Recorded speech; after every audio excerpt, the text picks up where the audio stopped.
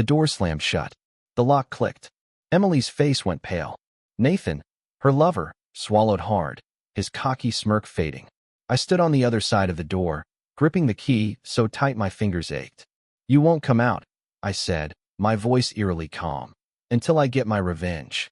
Emily rushed to the door, yanking at the handle. It didn't budge. She spun toward me, her voice dripping with fake innocence. "Daniel, baby, what are you doing?" Nathan took a step back. "Man, come on, let's talk." "Talk?" I laughed. "You weren't talking when you snuck into my house while I was sleeping. You weren't talking when you did it in my guest room." Emily's mask cracked, replaced by something colder. "You're overreacting," she hissed. "Let us out. Now." I shook my head, stepping away from the door. "You'll come out when I say so? 30 minutes. That's all I need." Then I walked away, leaving them trapped. And when I returned, something horrible happened. Nathan pounded on the door like a madman. "Daniel, come on, man. Let's be reasonable." His voice cracked, fear creeping in despite the tough guy act he had pulled while sneaking around with my wife. Emily wasn't begging, though. She was furious. "This is insane," she shouted. "You're acting like some psycho. Just open the damn door." I leaned against the hallway wall, listening. Let them stew in it. Let them taste the helplessness I had felt the moment I caught them together. Nathan turned on her. "I told you this was a bad idea. What kind of idiot cheats on her husband in his own house? Don't you dare blame this on me," Emily snapped. "You weren't complaining an hour ago." Hearing them argue, turn on each other, sent a bitter satisfaction through me. Oh, so now they weren't a team? Now that they were trapped, the affair wasn't so thrilling anymore. I let them bicker while I walked to the kitchen, poured myself a drink. My hands were shaking, but not from fear. From adrenaline. From betrayal. I had loved this woman, given her everything, and she had spat on it like it meant nothing. And Nathan? A guy I had invited over for barbecues. A guy I had trusted. I had never wanted to hurt someone so badly in my life. I checked the clock. 15 minutes had passed.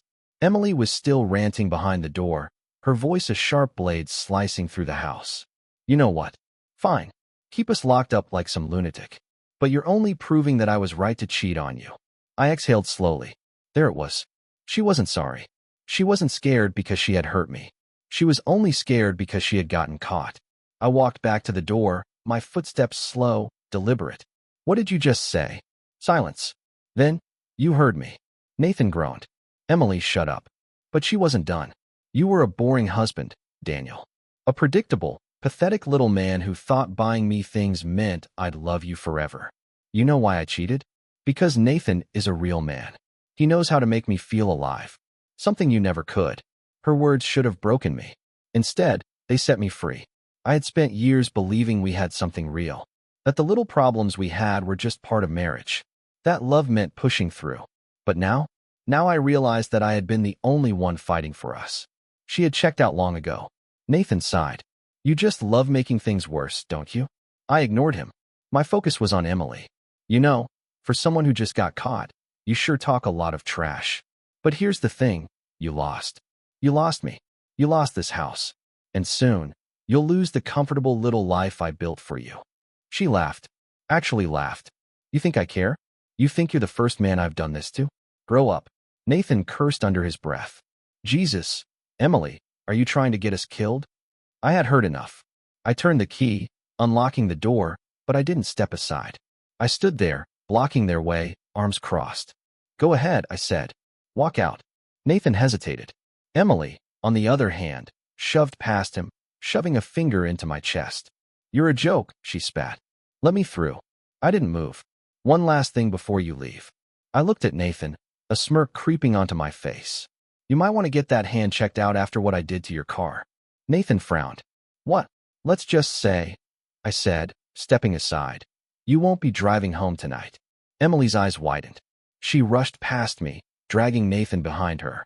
They stormed out of the house, straight to the driveway. And then Nathan saw his car. Windows shattered. Tires slashed. The hood covered in deep, angry scratches. His face turned ghost white. "What the?" Emily turned to me, furious. "Are you insane? You could go to jail for this."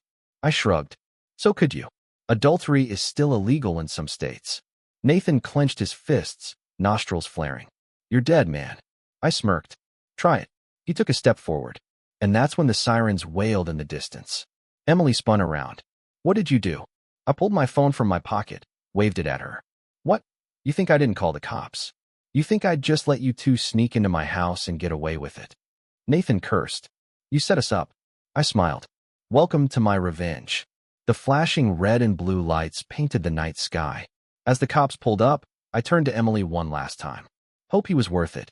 Then I walked back inside, locking the door behind me.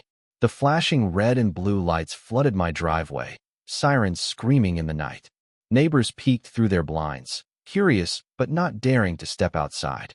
Nathan was pacing like a caged animal, running a hand through his already disheveled hair. Emily, on the other hand, stood frozen, arms crossed, glaring at me like I was the one who had betrayed her. Two cops stepped out of the cruiser. One of them, Officer Grant, I recognized. He lived a few streets down. His partner, a younger guy with sharp eyes, scanned the situation. Daniel, Grant sighed, rubbing his temples. What's going on here? I didn't answer right away. I wanted them to squirm a little longer. Nathan, of course, tried to take charge. He stormed up to the officers, waving his arms like some victim. This psycho locked us in a room, vandalized my car, and now he's calling the cops on us like we did something wrong. Grant raised an eyebrow, glancing at me. That true? I smirked. Mostly. But he left out the part where he snuck into my house to sleep with my wife while I was upstairs. That changed everything. The younger officer's eyes darted between us, and I could see the shift in his expression. He looked at Nathan like he was a cockroach crawling across the pavement. Grant sighed. All right, let's take this one step at a time. Daniel, did you actually lock them in a room? I shrugged. I locked the door for half an hour. Let them think about their actions. Emily scoffed. You're insane. I ignored her. And as for his car, yeah, I might have done a little work on it. Nathan exploded. That's a crime, you idiot. Grant raised a hand to shut him up. So is breaking into someone's home. Emily groaned. For the last time, I live here.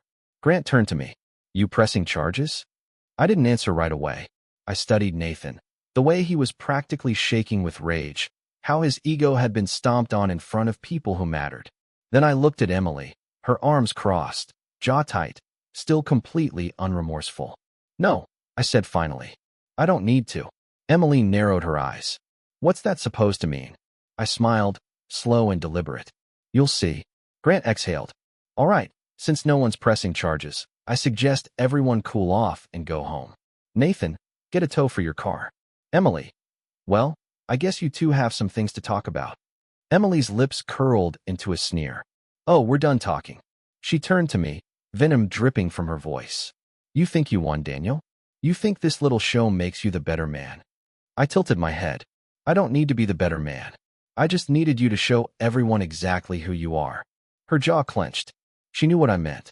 The cops, the neighbors peeking out their windows, the whole world seeing her for what she was. And that burned her more than anything. Nathan, meanwhile, was still staring at his car like he couldn't believe what had happened. You're gonna regret this, he muttered. I stepped closer, dropping my voice low enough that only he could hear. I already did. The second I ever trusted you. I turned and walked back inside without another word. The silence in the house felt deafening. For the first time in years, there was no Emily filling the space with her presence. No fake laughs, no shallow conversations. Just quiet. I stood in the middle of the living room, letting it all sink in. The weight of the night hit me hard. I should have felt relieved, maybe even victorious. But the truth was, all I felt was hollow. Years. I had spent years building a life with this woman, believing in something that never existed. I had fought for us, sacrificed for us, only to find out that she had never been fighting with me. She had been waiting for an escape. And tonight, she got one. I grabbed a bottle of whiskey from the cabinet, poured myself a drink, and sat on the couch.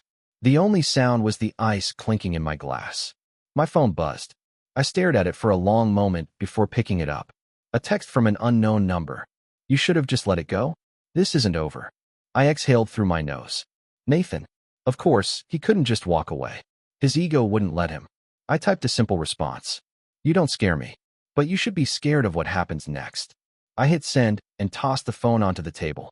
This wasn't over. Not by a long shot. I barely got 3 hours of sleep that night. My body was exhausted, but my mind wouldn't shut off. Every time I closed my eyes, I saw them, Emily and Nathan, tangled up in my house like I never even existed. The betrayal sat in my gut like poison, burning from the inside out.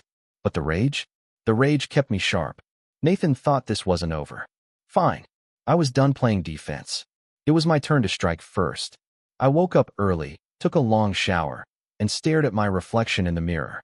I barely recognized the man looking back at me. He wasn't the same guy from a week ago, the guy who believed in love, in commitment, in loyalty. That guy was dead. This new version of me? He wasn't going to be the fool again. First, I needed leverage. Emily had been reckless, cheating in our own home, parading Nathan around like I was blind. But I knew her. She was hiding more. And if there was one thing about cheaters, it was that they never just cheated once. I grabbed my laptop and started digging. Emily wasn't exactly a mastermind. She used the same passwords for everything, lazy, predictable. It didn't take long before I was in her email. And what I found made my blood run cold. She hadn't just been cheating with Nathan. There were others. Emails, messages, receipts for hotel rooms, explicit photos sent to more than just one guy. I clenched my fists. All this time, I thought it was just one mistake, one horrible betrayal with one man. But Emily? She had been doing this for years. And I had been too blind, too trusting, to ever see it. I copied everything. Screenshots, downloads, backups. I wasn't just going to expose her. I was going to destroy her carefully crafted life. And then there was Nathan. He thought slashing his tires and breaking his windows was bad. That was child's play. Nathan was a businessman. He had a reputation, a career that depended on trust and stability. And thanks to a little more digging, I found out something very interesting. He wasn't just sleeping with married women. He was stealing from them, too. By noon, I had everything I needed. I sent a few of the more compromising photos of Emily to an anonymous email and scheduled them for delivery to her family and friends. A simple message. Thought you should know who she really is. It wasn't about revenge. It was about truth. But before I could send it, my phone rang. Unknown number. I hesitated, then answered. Silence. Then, a voice I knew too well. You really think you can mess with me and walk away? Nathan's voice was low, controlled, but there was a dangerous edge to it. I leaned back in my chair. Mess with you? I think you got that backwards, buddy. Nathan chuckled, but there was no humor in it. You don't get it, do you? You think slashing my tires and calling the cops was a power move? That was nothing. You want a war, Daniel? You just started one. I exhaled through my nose. If you're trying to scare me, you'll have to do better than some cheap threats. Oh, I'm not threatening you, he said. I'm warning you. Walk away now, and maybe, just maybe, you won't regret it. I smiled. I already regret ever knowing you. I hung up. Let him stew in it. Let him wonder what I was planning next. Because while he was busy trying to intimidate me, I was about to take everything from him. That night, I got a call from my bank. Someone had tried to access my accounts. My credit cards? Frozen. My savings? Locked. Nathan had money. Connections. He was trying to cripple me before I could move against him. I should have been angry, furious. But instead, I just smiled. He had no idea what was coming. I picked up my phone, scrolled through my contacts, and made one call. Hey, I said when the person on the other end answered. I need a favor. A pause. Then, how big of a favor? I glanced out the window, at the night sky, at the storm that was about to hit. Let's just say, it's going to ruin someone's life. Nathan wanted a war? He had no idea who he was messing with. I sat in the dark, phone in hand, fingers tapping against the glass of my whiskey. The person I'd just called was someone who owed me, a guy from my past, someone who knew how to make things happen without leaving a trace. If Nathan thought he could freeze my accounts and leave me powerless, he was in for a rude awakening. But first, I had to pay a little visit. The next morning, I drove straight to Nathan's office. It was in one of those high-rise buildings, the kind where guys like him sat behind glass desks pretending they were untouchable. I walked in like I owned the place. His secretary barely had time to react before I was past her desk, shoving open the door to his office. Nathan was sitting behind his pristine desk, all polished wood and leather, sipping coffee like he didn't have a care in the world. When he saw me, he smirked. You've got a lot of nerve showing up here. I didn't sit. I didn't blink. I dropped a folder on his desk. His smirk faltered. What's this? Go ahead. Take a look. He hesitated, then flipped it open. His face shifted immediately. eyes narrowing, lips tightening. Inside were screenshots of his bank transactions, money funneled from personal accounts, hidden offshore accounts, and payments made to women who were listed under fake business names. Nathan wasn't just an adulterer. He was a fraud. "You've been a busy man," I said casually. "How many clients would stick around if they knew their money was in the hands of someone who embezzles?" His jaw clenched. "You don't know what you're talking about."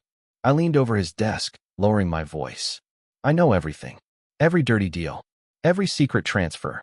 Every woman you've paid off to keep quiet." I tapped the folder. "And I wonder, what would happen if this found its way to the right people?" His hands curled into fists. "You wouldn't." I smiled. "Try me." For the first time since this started, Nathan looked uncertain.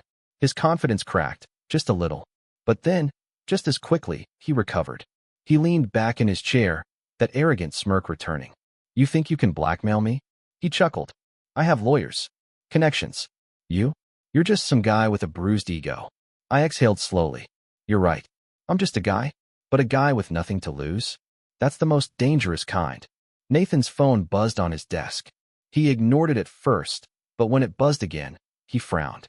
His eyes flicked to the screen, and whatever he saw made his smirk vanish. I already knew what it was, because while I had been sitting in his office, my contact had been busy. The first wave of leaks had just gone out, to his biggest clients, his firm's board members, and a few reporters. Nothing too heavy yet, just enough to make people ask questions. Nathan's face turned red. "You son of a..." I straightened. "Consider this a warning shot." He shot up from his chair. "You think this is over? You have no idea what you've started." I smiled. "Oh, I know exactly what I started. And trust me, it's only going to get worse for you." With that, I turned and walked out, leaving him standing there, fists clenched, drowning in his own mess. I barely made it home before Emily was at my door. She didn't knock. She pounded. I opened it to find her standing there, wild-eyed, her hands shaking. She shoved past me, storming into the house. "What did you do?" I closed the door behind her, taking my time. "Nice to see you too." She spun around, fury radiating from her. "Don't play games with me, Daniel. Nathan just called me. His whole career is about to collapse. And guess what? He blames you." I crossed my arms. He'd be right. Emily looked like she wanted to hit me. "Do you even realize what you've done?" I tilted my head. "Oh, I do. I just don't care."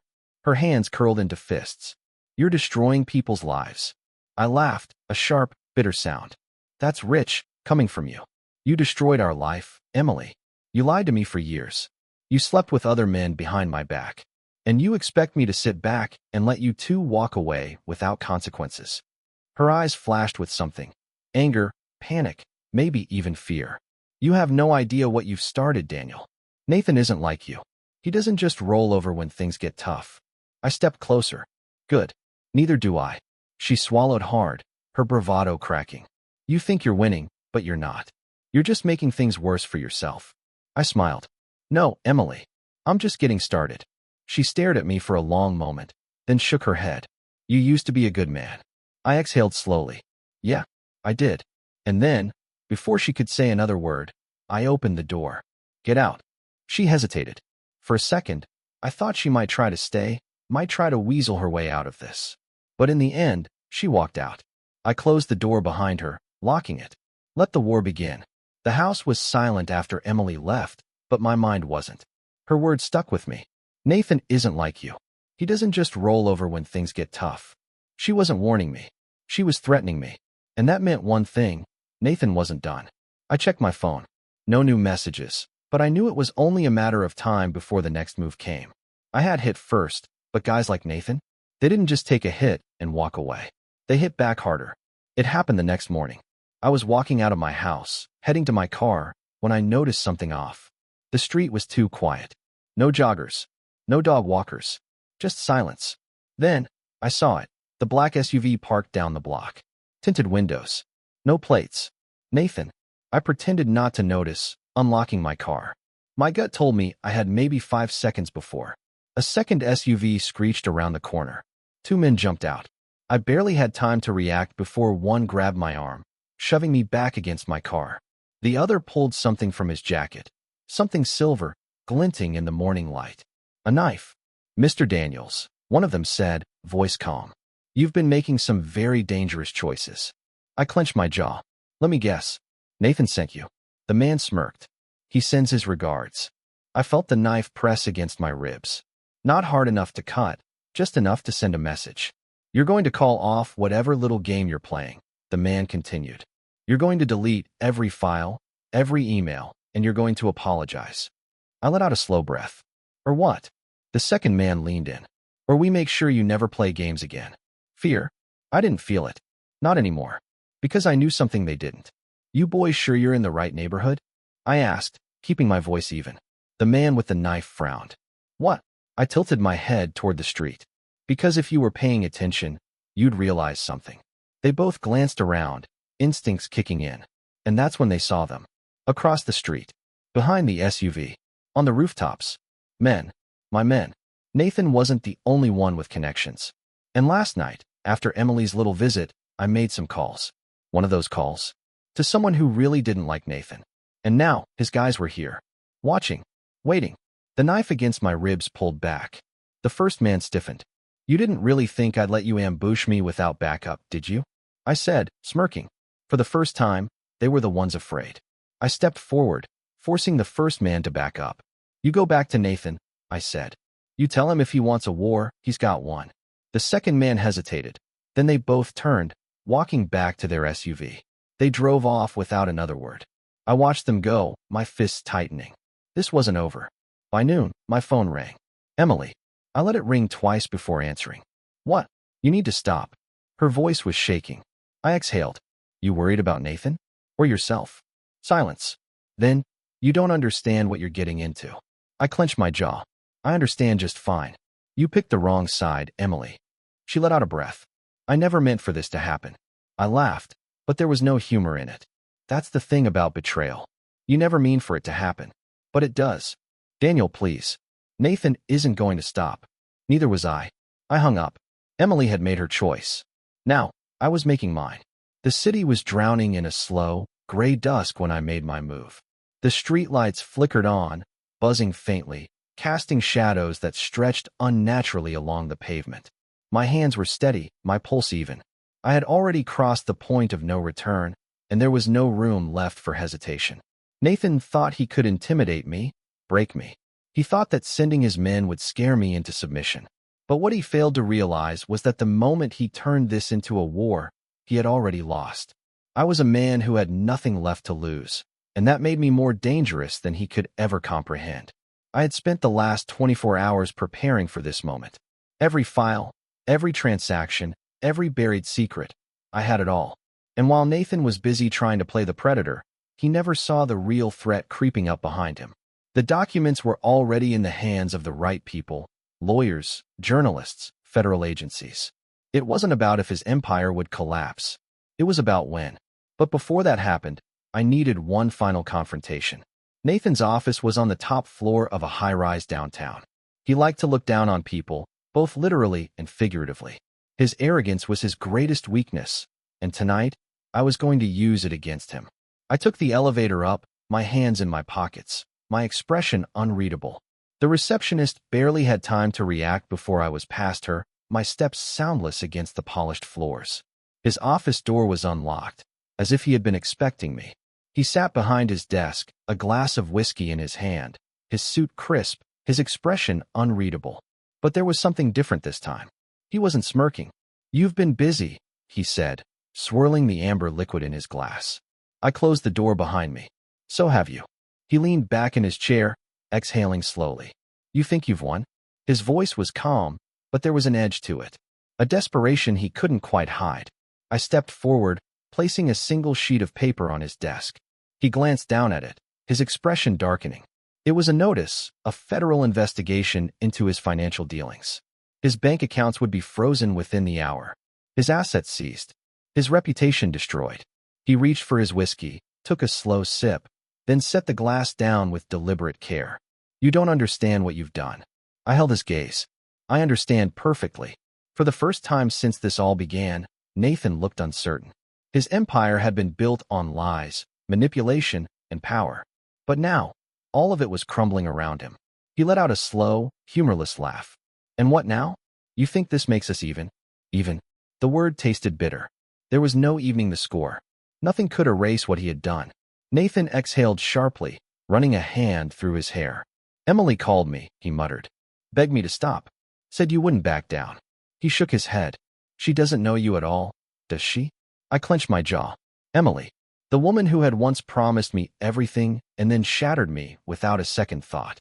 The woman who had chosen him over me. She made her choice, I said, my voice flat. Nathan studied me for a long moment, then leaned forward, his eyes sharp. You think you're better than me? His voice was quieter now, deadlier. You think you're the hero in all this? I didn't answer. Because the truth was, I didn't care about being a hero. This wasn't about justice. It was about survival. Nathan shook his head, laughing under his breath. You want to know the difference between you and me? I never pretended to be something I wasn't. He leaned back, stretching out his arms. You, on the other hand, you lied to yourself for years, pretending you had the perfect wife, the perfect life. You ignored the signs. You let her walk all over you. And now, you want to act like you're some avenging angel. He scoffed. You're just a man who got played. His words cut deep, but I didn't flinch. You're right, I admitted. I was blind. I let it happen. But that's over now. Nathan exhaled slowly, rolling his shoulders as if shaking off the weight of the moment. So what happens next? You walk out of here, and I disappear? I didn't answer, because I didn't need to. A knock at the door interrupted the silence. Nathan stiffened. He already knew. The door swung open, and two men in suits stepped inside. Federal agents. Their faces were unreadable, their presence undeniable. Nathan turned back to me, something unreadable in his gaze. You really did it. I nodded once. He let out a slow breath, then reached for his whiskey, downing the rest in one smooth motion. As he set the glass down, he smiled, cold, empty. Enjoy your victory, he murmured.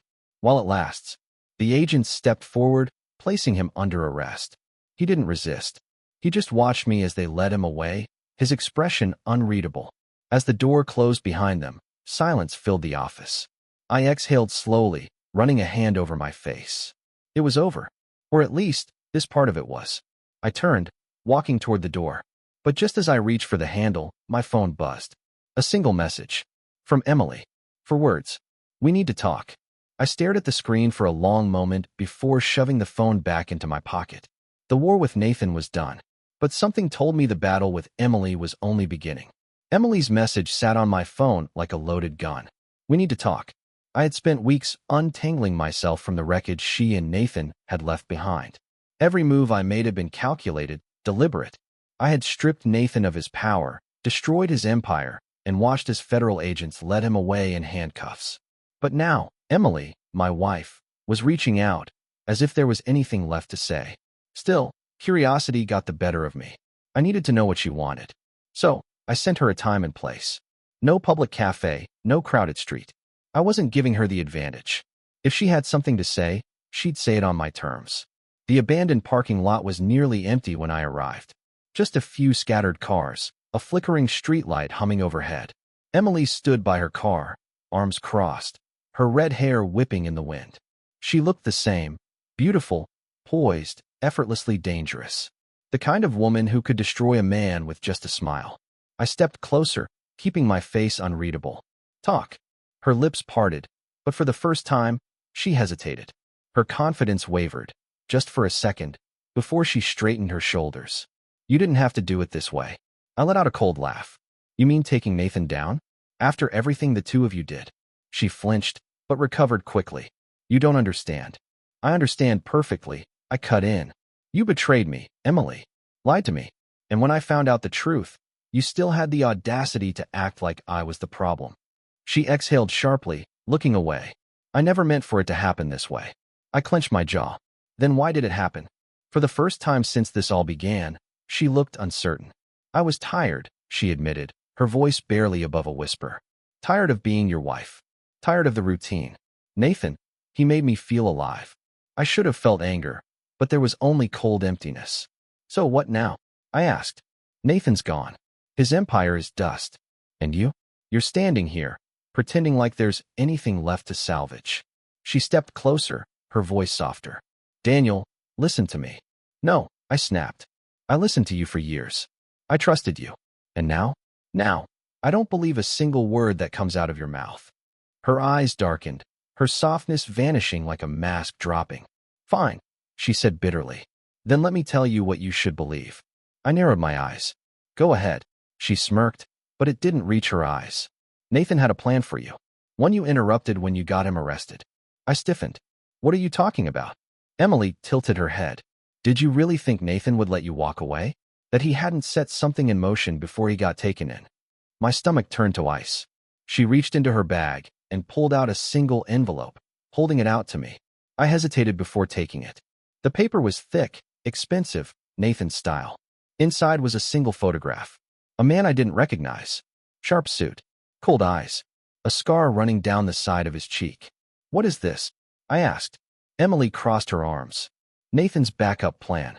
That man. His name is Dominic Russo. Nathan made a deal with him weeks ago, just in case things went south. I clenched my jaw. And why should I care? She took a step closer, lowering her voice.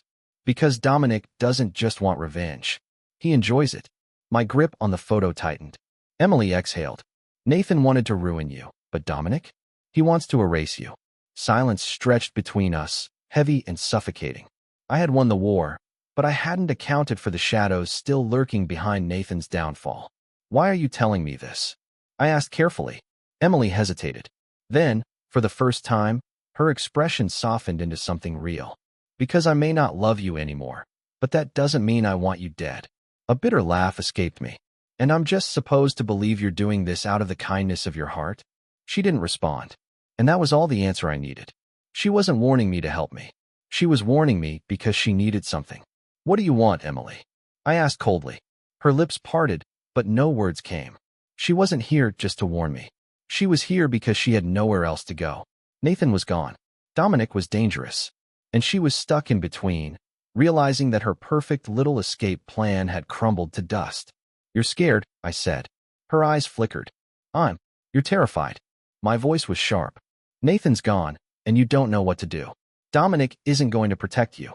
He's going to use you, just like Nathan did. And now you want me to what? Save you. For the first time, Emily looked truly vulnerable. Daniel, she whispered. Please. I exhaled slowly, staring at the woman I had once loved. Then I stepped back. You made your choice, Emily. Her breath hitched. I turned, walking toward my car. Wait, she called after me. Daniel, please. I got in without another word, started the engine, and drove away. I didn't look back. Because some battles weren't worth fighting. And some people weren't worth saving.